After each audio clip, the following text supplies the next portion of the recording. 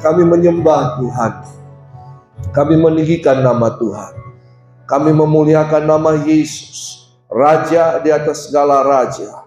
Terima kasih Tuhan. Biar pada pagi hari ini kami semakin bertumbuh di dalam kebenaran firman-Mu.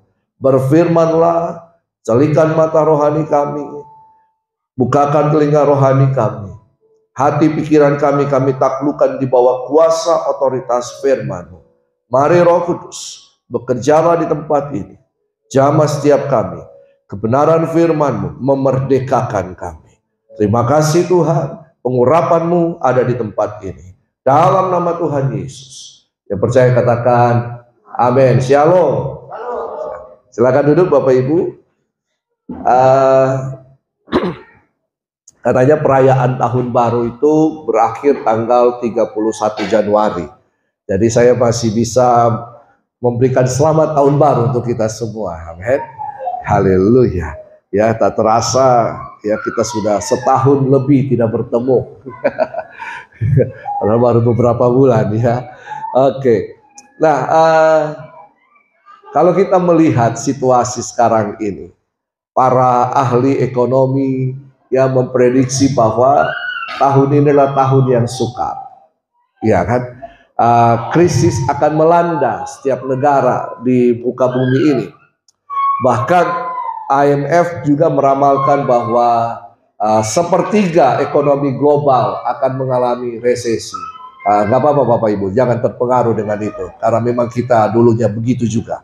Ya, jadi IMF meramalkan bahwa sepertiga ekonomi global akan mengalami resesi.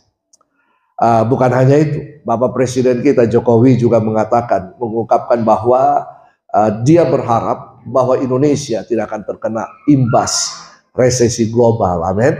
Kita berharap, kita berdoa sedemikian rupa supaya Tuhan memberikan keamanan, ya, memberikan pertolongan untuk kita. Tapi bagaimana sikap kita sebagai orang percaya dalam menghadapi resesi ini?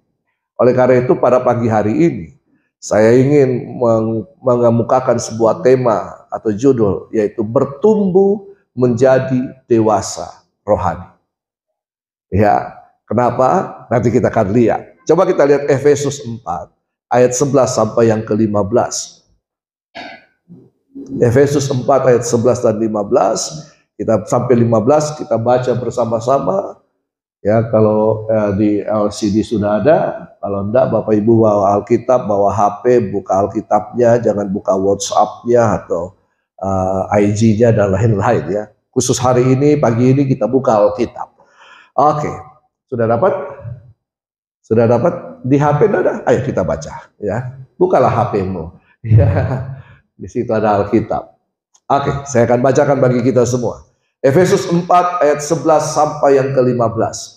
Dan ialah yang memberikan baik rasul-rasul maupun nabi-nabi, baik pemberita-pemberita Injil maupun gembala-gembala dan pengajar-pengajar, untuk memperlengkapi orang-orang kudus bagi pekerjaan pelayanan, bagi pembangunan tubuh Kristus, sampai kita semua telah mencapai kesatuan iman dan pengetahuan yang benar tentang anak Allah, kedewasaan penuh dan tingkat pertumbuhan yang sesuai dengan kepenuhan Kristus, sehingga kita bukan lagi anak-anak ya yang diombang-ambingkan oleh rupa-rupa angin pengajaran, oleh permainan palsu manusia dalam kelicikan mereka yang menyesatkan, tetapi dengan teguh berpegang kepada kebenaran di dalam kasih kita bertumbuh di dalam segala hal ke arah Dia, Kristus yang adalah kepala. Ya. Nah, Paulus menuliskan surat ini kepada jemaat di Efesus. Dikatakan bahwa supaya kita mencapai kesatuan iman, pengetahuan yang benar tentang anak Allah, tentang Kristus. Karena banyak pengajaran yang ada di luar sana yang berkata bahwa Yesus hanya manusia, bukan Allah. Kita harus mengenal pribadi Kristus. Tadi kita sudah nyanyi, dan ku ingin mengenalmu Tuhan, ya, dan mencapai apa? Kedewasaan penuh, ya, kedewasaan penuh, karena kita bukan lagi anak-anak, sehingga gampang diombang-ambingkan. Di sini oleh rupa-rupa angin pengajaran, kita gampang diombang-ambingkan oleh situasi, kondisi, keadaan.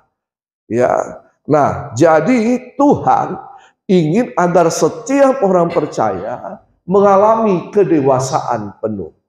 Dan saya percaya bahwa Bapak Ibu, kita bertumbuh dari kanak-kanak, remaja, pemuda menjadi dewasa, betul kan? Kita ada hari ini secara usia, kita sudah menjadi dewasa, betul kan? Kita dewasa, dan pertumbuhan ini yang Tuhan inginkan. Tetapi pertumbuhan bukan hanya dari sisi usia. Ya, setiap orang Kristen harus menjadi dewasa secara rohani. Satu sisi, dewasa secara rohani. Tapi juga dewasa dalam pemikiran. Dan dewasa di dalam apa? Karakter. Nah, tingkah laku kita, perkataan kita, pemikiran kita, itu akan mencerminkan kedewasaan kita. Ada sebuah tagline berkata begini, mungkin tahun-tahun ya 90-an ke atas ya, satu tagline berkata begini, menjadi tua itu pasti, betul kan? Tetapi menjadi dewasa itu sebuah pilihan. Jadi di sini menjadi tua itu pasti, tiap tahun kita bertambah umur, betul kan? Bertambah usia, dirayakan tiap tahun. Happy birthday to you, ya. Happy birthday to you, tiup lilin. Tahun depan begitu juga. Tahun depan begitu juga. Tambah panjang umurnya, panjang umurnya. Tetapi kedewasaan tidak ditentukan oleh usia. Atau secara rohani, berapa lamanya kita menjadi orang percaya. Kedewasaan tidak ditentukan dengan berapa lama kita menjadi orang Kristen. Kedewasaan tidak ditentukan dengan tidak absennya kita beribadah tiap minggu. Kedewasaan pun tidak ditentukan dengan kita melayani Tuhan. Kalau begitu, ya, bagaimana kita mengukur kedewasaan seseorang? Tapi kalau kita mau ke sana, kita harus lihat dulu ciri-ciri orang yang tidak dewasa secara rohani. Oke, kita lihat yang pertama. Bahwa orang yang tidak dewasa secara rohani itu, yang pertama, bahwa dia mengaku Yesus, tetapi dia tidak percaya kepada Yesus sepenuhnya. Dia percaya bahwa Alkitab memang adalah buku rohani, penuntun kehidupan orang Kristen, tetapi dia tidak melakukannya. Nah, itu dia. Jadi ada yang mengaku percaya Yesus, tapi tidak mengerti tentang kebenaran Injil Kristus. Bahkan kadang-kadang bertanya, mengapa saya harus percaya? Ya. Nah, bahkan hanya setelah itu ketika berkata, ngapain saya ke ibadah? Ngapain saya dengar pengajaran? Lebih baik saya bersukacita, senang-senang saja. Makanya saya akan mencari gereja-gereja yang suasananya nyaman, ya, suasananya seperti tempat hiburan malam, ya, full, ya, soundnya bagus, terus kemudian lagu-lagunya menarik, pemusiknya canggih, gitu kan. Lalu pengkhotbahnya lucu, menghibur, menyenangkan telinga. Pengkhotbahnya tidak pernah marah-marah tentang dosa. Pengkhotbahnya hanya berkata, kamu diberkati Tuhan selalu. Wow. Jadi banyak juga orang Kristen yang hanya mencari pengkhotbah yang bisa menyenangkan telinganya. Itu ciri-ciri ketidakdewasaan rohani. Itu ibaratnya firman Tuhan katakan, kanak-kanak selalu menginginkan susu, bukan makanan keras.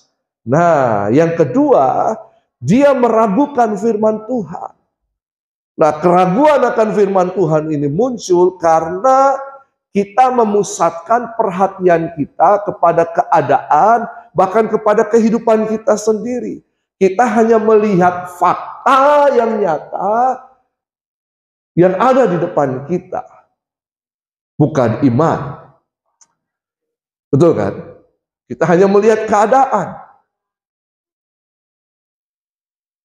Tapi firman Tuhan katakan bahwa kebenaran firman Tuhan melebihi keadaan. Keadaan memang bisa terjadi, tetapi iman mengatasi keadaan. Betul kan? Contoh misalnya, Musa diperhadapkan dengan laut kosong, laut Teberal. Secara fakta, di belakang orang Mesir mengejar. Iya kan? Secara fakta, pandemi kita alami. Bahkan banyak kenalan kita, keluarga kita, yang kemudian harus kembali ke rumah Bapa. Fakta. Kalau begitu, di mana Tuhan? Di mana pertolongan Tuhan? Firman Tuhan katakan bahwa walau 1000 rebah di kanan, puluhan ribu rebah di sisi kita, bahwa kita tidak akan pernah mengalami. Tapi nyatanya mana? Kok saya alami sakit penyakit? Kok saya begini? Ada satu tagline berkata begini. Ketika logika sudah tidak bisa lagi berpikir, pergunakan iman. Imanmu harus kuat, bertumbuh. Karena Tuhan mengatasi segala yang nyata. Amin. Musa melihat keadaan orang Israel berseru, Musa, bagaimana kita? Kenyataan mereka kiri kanan gunung batu, belakang orang Mesir, depan laut. Tapi apa yang terjadi? Fakta nyata, tapi kuasa Tuhan melebihi fakta. Kanak-kanak rohani, dia tidak mempercayai akan hal ini. Dia ragu akan kebenaran firman Tuhan. Dan selalu meragukan, bahkan menduakan Tuhan. Kalau Tuhan tidak sembuhkan saya, ada juga dukun-dukun yang bisa sembuhkan saya. Nah, yang ketiga, kanak-kanak rohani selalu menolak ajaran Alkitab. Menolak Injil yang murni. Mereka berkata, ya yang penting saya terlihat secara sosial saya beribadah. Tetapi yang saya andalkan adalah kekuatan saya, pikiran saya. Karena dengan itu saya akan berhasil. Tapi kenyataan bahwa kekuatan kita, pikiran kita terbatas, intelektual kita terbatas. Kalau Tuhan sentil saja satu urat yang satu saraf yang kecil, kita begini, ngomong-ngomong saudara. You know ngomong-ngomong, ya kita tidak bisa bikin apa-apa. Ya, bahkan manusia tidak bisa membeli kehidupan walaupun uangnya banyak. Manusia tidak bisa membeli kesehatan walaupun uangnya tidak berseri. Betul kan? Ya kan? Manusia tidak bisa membeli kebahagiaan. Apalagi manusia tidak bisa membeli damai sejahtera. Manusia tidak bisa membeli sukacita yang kekal. Ya kita bisa berhura-hura, minum-minum, mabuk-mabuk. Betul kan? Tetapi kemudian besok pagi bangun, tetap masalah yang sama menghadapi kita. Bahkan tidak jarang orang akan mengakhiri kehidupannya. Nah, kanak-kanak rohani menolak ajaran Alkitab. Kanak-kanak rohani juga apa? Malas belajar. Yesus berkata, belajarlah kepadaku. Kenalah pribadiku. Belajarlah, berserah, pikul lakuk. Itu supaya kita bisa diajar oleh Tuhan. Kita harus berserah kepada Tuhan. untuk menerima kebenaran itu sepenuhnya. Nah, mereka yang kanak-kanak rohani tidak menyukai ajaran yang alkitabiah. Mereka berkata, ngapain saya capek-capek melakukan firman Tuhan? Toh kenyataan orang Kristen yang sungguh-sungguh percaya, dilihat kehidupannya dengan mereka yang tidak percaya, lebih berbahagia mereka yang tidak percaya. Lebih kaya mereka yang tidak percaya. Betul kan? Itu kenyataan. Tapi Mazmur berkata apa? Ya, mereka ada di tepi jurang yang licin. Betul kan? Mereka ada di tepi jurang yang licin dan ketika mereka jatuh, mereka tidak bangkit kembali. Tetapi orang benar ketika dia jatuh, tangan Tuhan akan menopang tangannya. Betul kan? Tangannya, sebab Tuhan menopang tangannya. Apabila ia jatuh, amin, tak sampai tergeletak. Sebab Tuhan menopang tangannya. Nah, orang kanak-kanak rohani selalu tidak mempedulikan keadaan sekeliling. Anak-anak itu selalu berfokus pada dirinya, iya kan? Betul kan? Anak itu fokus kepada dirinya, tidak mempedulikan sekelilingnya. Maunya dia adalah dia yang menjadi pusat perhatian. Banyak di gereja, banyak di sini tidak ada, tapi di sana sini banyak, ya banyak. Jadi kalau tidak disapa oleh pendeta, kalau tidak ditegur oleh pendeta, tempat duduknya diambil oleh jemaat yang lain, tempat duduk yang biasa dia duduki. Kalau orang Manado bilang maraju dia, ngambek. Ya, ngambek. Ya, tidak peduli. Yang tidak mau terlibat dalam pelayanan. Wah, ini dia. Jadi kanak-kanak rohani tidak mau terlibat dalam pelayanan. Coba anak-anak, nah, coba bersihkan kamarmu. Tidak mau, Cak Mama. Saya mau bermain, betul kan? Anak-anak tidak mau terlibat dalam pelayanan, tidak mau diserahkan tugas dan tanggung jawab. Bagaimana bisa menghadapi krisis kalau dia tidak mau berjalan dalam tugas dan tanggung jawab? Betul kan? Nah, yang berikutnya, kanak-kanak rohani cenderung mementingkan diri sendiri, yang pada akhirnya berujung kepada keserakahan. Anak-anak, kalau mereka bertemu dan ketika ada permen, apa yang terjadi? Mereka saling berebutan, mau ambil paling banyak. Mau dapat posisi jabatan, tapi tidak berfungsi. Mau mencari status sosial di dalam gereja, karena di masyarakat tidak mendapatkannya. Makanya Amsal 30. Nah, Amsal 30 ayat 15 sampai 16. Ini pelajaran ini. Amsal 30 ayat 15 sampai 16. Dikatakan begini. Kita baca sama-sama. 1, 2, 3. Si lintah mempunyai 2 anak perempuan. Yang pertama kata untukku dan untukku. Ada 3 hal yang tak akan kenyang. Ada 4 hal yang tak pernah berkata cukup. Lanjut. Dunia orang mati dan rahim yang mandul dan bumi yang tidak pernah puas dengan air dan api yang tidak pernah berkata cukup.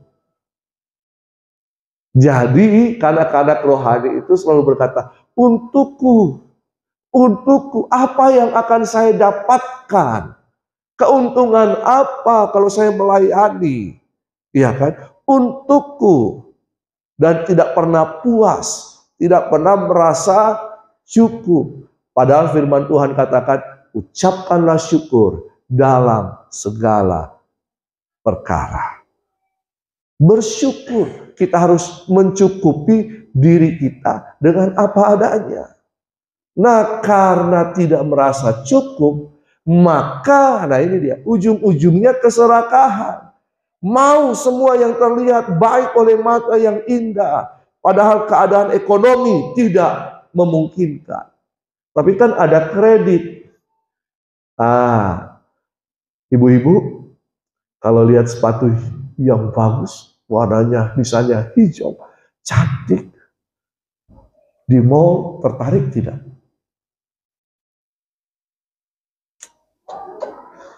Bagi penggemar sepatu, wih cantik, saya beli deh. Harganya lumayan. Tapi kalau sepatu tanpa tas yang warna sama tidak matching. Iya toh? Tidak matching. Berarti warnanya harus senada. Cari tas hijau. Padahal tidak dibutuhkan. Tidak dibutuhkan. Coba karena sudah terlanjur beli sepatunya warna hijau, makanya berusaha untuk cari tas warna yang sama, yang matching. Cari, ternyata limit sudah melampaui. Gimana caranya? Kan sekarang gampang kan? Ya Om ya, sekarang gampang. Ya Ibu ya. Sek. Dapat. Utang. Ternyata tidak cukup cuman ini. Kostumnya tidak ada yang warna senada. Untukku dan tidak cukup. Itu ciri kanak-kanak rohani. Tidak dewasa dalam pemikiran. Tidak tahu mengatur, mengelola apa yang ada. Karena itu, orang yang tidak bertumbuh akan selalu bersikap seperti kanak-kanak dan cenderung akan menjadi pembuat masalah. Pembuat onar di mana saja. Entahkah di dunia rohani atau di dunia kerja.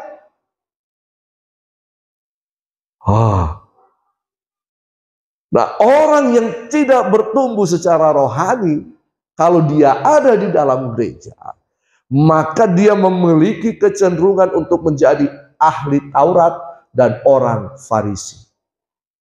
Itu Pak Pendeta bilang, enggak. Bukan begitu itu. Harusnya begini. Salah itu Pak Pendeta itu. Salah dia itu. Ya. Jadi kecenderungannya apa? Menjadi ahli Taurat dan orang Farisi.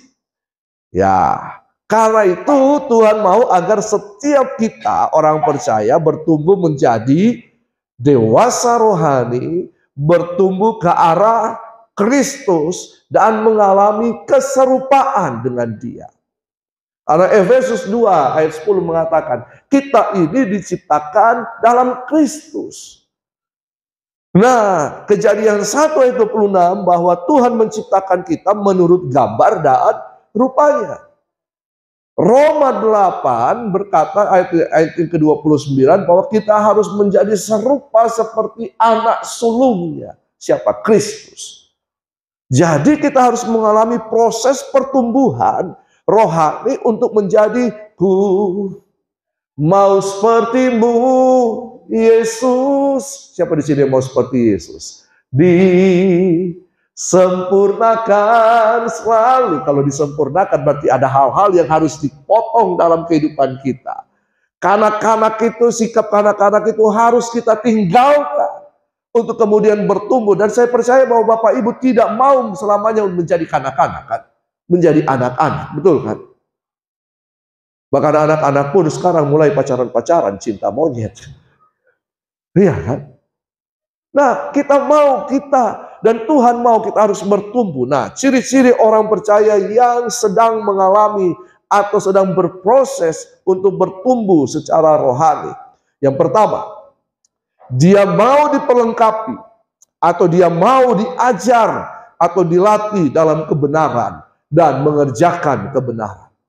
Orang yang ingin bertumbuh secara dewasa rohani adalah orang yang mau diperlengkapi atau bersedia untuk diajar atau dilatih dalam kebenaran dan mengerjakan kebenaran. Makanya dalam kitab Efesus tadi, Efesus 4 ayat yang ke-11, di situ dikatakan, dan ialah yang memberikan baik rasul-rasul. Siapa dia ini? Yesus. Yesus yang memberikan rasul-rasul, Yesus yang memberikan nabi-nabi, Yesus yang memberikan pemberita-pemberita Injil, Yesus yang memberikan gembala-gembala dan pengajar-pengajar dengan tujuan apa?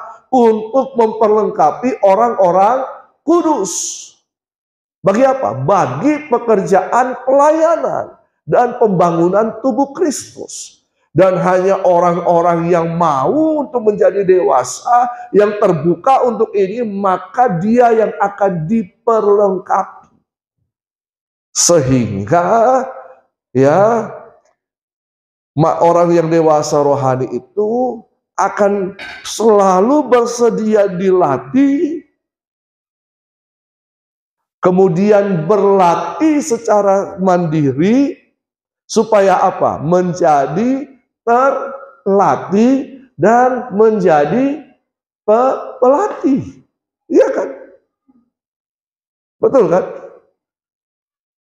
Dilatih, berlatih, terlatih, pelatih. Ini yang harus dialami oleh orang percaya. Orang harus bersedia dilatih, harus bersedia diajar, bersedia didisiplin, bersedia ditegur. Kalau perlu dimarahi. Di GBI, untuk menjadi pendeta penuh, itu ada namanya pelatihan.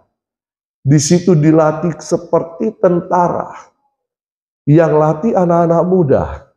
Yang dilatih kebanyakan orang tua. Egonya harus dipatahkan dan semuanya. Dan terkadang orang tua ini merasa tersinggung dengan anak-anak muda ini. Padahal tujuannya adalah memproses karakter ego. Ya. Nah, bersedia untuk diperlengkapi. Nah, orang yang kedua, bahwa orang yang mau bertumbuh menjadi dewasa rohani adalah orang yang mau mengembangkan karakter kerajaan Allah dalam kehidupannya. Nilai-nilai kerajaan Allah itu. Di manakah kita bisa melihat nilai-nilai kerajaan Allah? Matius pasal yang ke-5, khotbah Yesus di bukit. Pahami itu. Ya, miskin, rendah hati, ya, di situ semuanya. Nah, ketika kita melakukan hal itu, Matius pasal 5 tadi, maka kita akan menjadi seperti pelita, terang, dan garam dunia. Tujuannya untuk itu. Nah, tapi kemudian ketika kita bertumbuh dalam karakter Kristus, maka dalam kehidupan kita akan menghasilkan buah-buah roh. Galatia 5 ayat 22 sampai 23. Galatia 5 ayat 22 sampai 23 berkata begini, tetapi buah roh ialah kasih, sukacita, damai sejahtera, kesabaran, kemurahan, kebaikan, kesetiaan, kelemah lembutan, penguasaan diri. Dan tidak ada hukum yang menentang hal-hal itu. Nah, bersediakah kita diproses supaya kita mengeluarkan buah-buah roh? Kalau Bapak Ibu berkata, Tuhan kasih saya kesabaran, maka yang dikasih adalah masalah. Dan jangan anggap bahwa kita sudah lulus. Nanti ketika kita naik level lagi, akan ada ujian. Naik level lagi, akan ada ujian. Setiap level kehidupan kita akan mengalami ujian, proses, betul kan? Sampai kita mencapai kedewasaan penuh di dalam Kristus. Nah, yang ketiga, yang terakhir. Yang terakhir ya. Oh iya, yang terakhir. Tapi biasanya yang terakhir saya itu ngajar 2,5 jam biasanya. Yang terakhir itu ya tunggu dulu ya. Nah oke, yang ketiga adalah orang yang mau menjadi dewasa rohani adalah orang yang mau mengembangkan karunia-karunia rohani. Makanya kita butuh pelatih-pelatih tadi. Siapa pelatih-pelatih tadi? Rasul-rasul, nabi-nabi, penginjil-penginjil, gembala-gembala, dan pengajar-pengajar. Mereka akan melatih kita. Nah, gereja merupakan tempat pelatihan yang luar biasa. Sehingga ketika kita keluar, kita akan siap untuk menghadapi apa yang akan terjadi. Kita akan siap untuk menghadapi krisis-krisis yang ada. Dan krisis-krisis itu bukanlah sebagai suatu threat atau tantangan, tapi krisis itu merupakan kesempatan bagi kita untuk naik level lagi. Seperti Raja Wali. Bukan terbang tinggi bagai Raja Wali. Ketika Raja Wali menghadapi badai, dia bersuka cita. Iya kan? Dia akan mengembangkan sayapnya. Dia tidak perlu mengepak. Tapi badai itu yang akan membawa dia naik. Burung pipit ketika bertemu badai sembunyi. Betul? Raja Wali tidak. Karena itu mari bersedia dilatih, mengembangkan karakter, mengembangkan karunia. Kita harus mau dilatih supaya karunia-karunia atau potensi-potensi kehidupan kita bisa berkembang. Saya dulu waktu saya masih sekolah, saya bicara pletot-pletot Bapak Ibu. Saya bicara gagap. Saya tidak punya kepandaian bernyanyi, ya, main musik sekalipun. Tapi ketika saya bertobat kelas 3 SMP dan saya kemudian mulai masuk dalam sebuah gereja, saya kemudian dilatih di situ, dilatih di situ, dilatih di situ, dan kemudian saya bisa keluar di sekolah saya, kemudian sampai hari ini saya masih terus dilatih, dan saya bisa berhadapan dengan apa yang ada. Gereja tempat pelatihan yang baik. Gereja, makanya Bapak Ibu jangan hanya sekedar beribadah. Orang Kristen itu hanya sekedar jago bernyanyi, tapi tidak jago melakukan firman Tuhan. Makanya akan terombang-ambingkan dengan situasi yang ada. Krisis memang ada. Kenyataan memang Indonesia dan bangsa-bangsa di dunia ini akan mengalami krisis. Tapi ketika engkau mengembangkan potensimu, wow. Coba berapa banyak keluarga yang bisa bertahan dalam masa pandemi. Ibu-ibu yang dulunya tidak tahu masak, padahal ada potensi kemampuan dalam kehidupannya untuk masak, akhirnya karena pandemi, keuangan menipis, maka potensi itu keluar, betul kan? Bahkan bukan hanya itu, dia bisa jualan karena itu.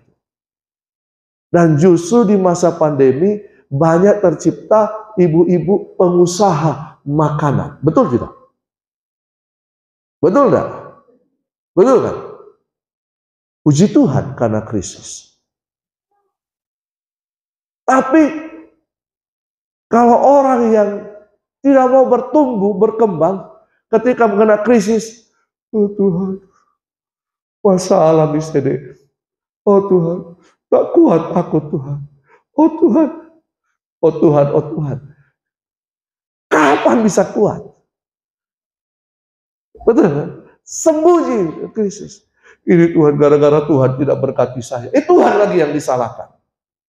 Padahal Tuhan sudah kasih potensi kemampuan dalam kehidupan kita. Amin. Tuhan sudah kasih karunia. Bahkan sebelum kita dijadikan. Dan Tuhan ketika membuat manusia, Kejadian 1 ayat 28 dikatakan, maka Tuhan memberkati mereka, lalu berfirman, berkat itu sudah ada sebelum manusia diberikan tugas dan tanggung jawab, Bapak Ibu. Jangan salah. Ketika Tuhan menghembuskan nafas kehidupan, Tuhan memberikan potensi kemampuan dirinya dalam kehidupan manusia. Makanya pemazmur pasal 8 berkata bahwa manusia itu sedikit lebih rendah daripada Tuhan. Kemampuan ilahi ada dalam setiap kehidupan kita. Cuman kita tidak mau mengembangkannya, kita tidak sadar, kita tidak tahu. Kita tidak mau self-discovery. Menemukan secara pribadi. Ya, self-discovery ini itu yang akan menumbuhkan kita. Dan kemudian kita menjadi kuat.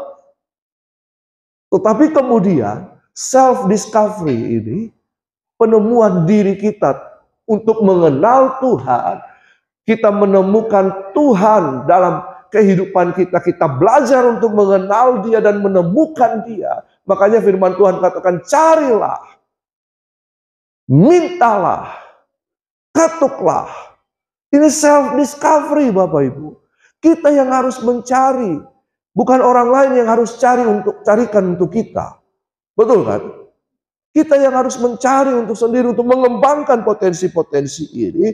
Tetapi kemudian potensi-potensi kehidupan kita, karunia-karunia kita akan berkembang kalau kita hidup di dalam komunal. Kalau kita hidup dalam persekutuan. Makanya jangan abaikan persekutuan. Jangan menjadi orang Kristen yang orang Kristen individualistik. Harus komunal. Ayo ibu-ibu, menawarkan makanan pada waktu pandemi di mana terlebih dahulu? Teman-teman dekat, oh? Iya kan? Komunal kita.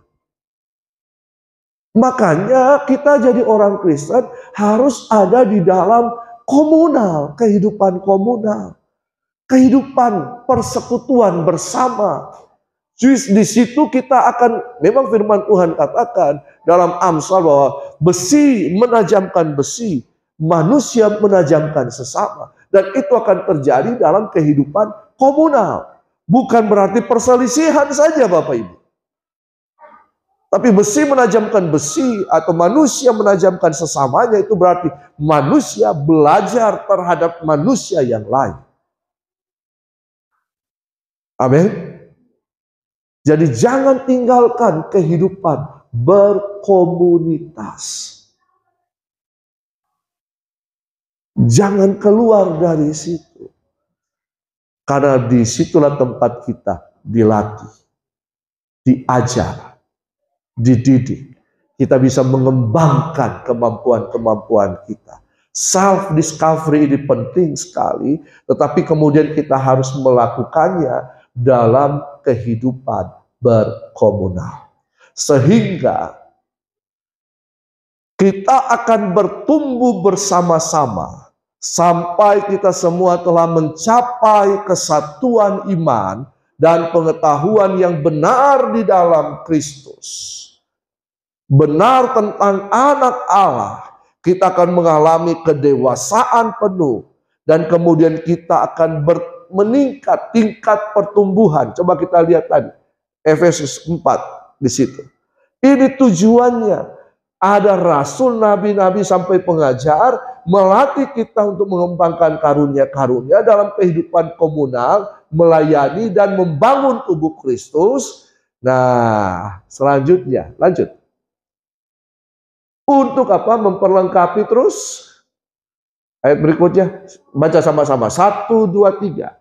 Sampai kita semua telah mencapai kesatuan iman dan pengetahuan yang benar tentang anak Allah, kedewasaan penuh dan tingkat pertumbuhan yang sesuai dengan kepenuhan Kristus. Lanjut.